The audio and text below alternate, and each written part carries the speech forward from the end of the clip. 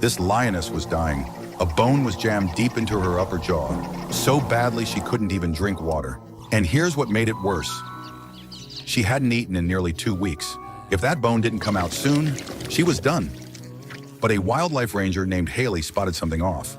She grabbed her tranq gun and put a dart right in the lioness's hindquarters. Moments later, the lioness went completely limp. To be safe, Haley prodded her with a rifle. Once she was sure the lion was fully under, she got to work, performing oral surgery right there in the field. She took a wrench and hammered at the bone until it finally broke free. The smell was unbearable. One look at it told the whole story. The surface had turned black, meaning it had been lodged in her mouth for a very long time. If Haley hadn't found her when she did, this lioness would have slowly wasted away. But even with the bone out, weeks without food or water had left her in terrible shape. Until she woke up, the team had to stand guard, because hyenas wouldn't think twice about going after a defenseless lion. The next morning, Haley rushed back to check on her, and her heart sank. Normally, the lioness should have been awake hours ago, but she still wasn't moving. As the sun climbed higher, the African heat turned brutal. The lioness still hadn't woken. Her pulse and breathing were barely detectable.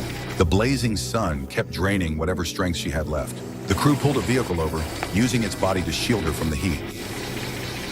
Prolonged starvation had shut her system down. All they could do was watch and wait. Haley placed fresh water next to her. Nothing. No reaction at all. She fed water directly into the lioness's mouth through a soft tube, and finally she started swallowing on her own.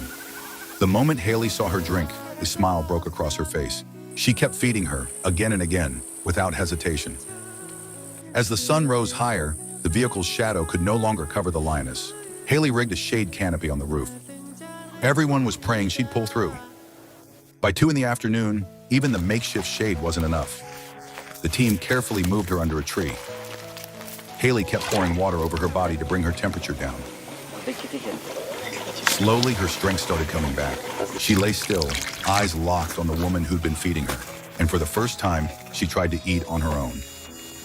As the tree's shade shifted, the team kept repositioning her to stay out of the sun. She gathered what little energy she had, pushed up on her front legs, tried to stand, but her back legs gave out, and she collapsed. Night fell again. It had been a full 24 hours since the tranquilizer was given. At 1 in the morning, with everyone watching and hoping, the lioness finally rose to her feet on her own.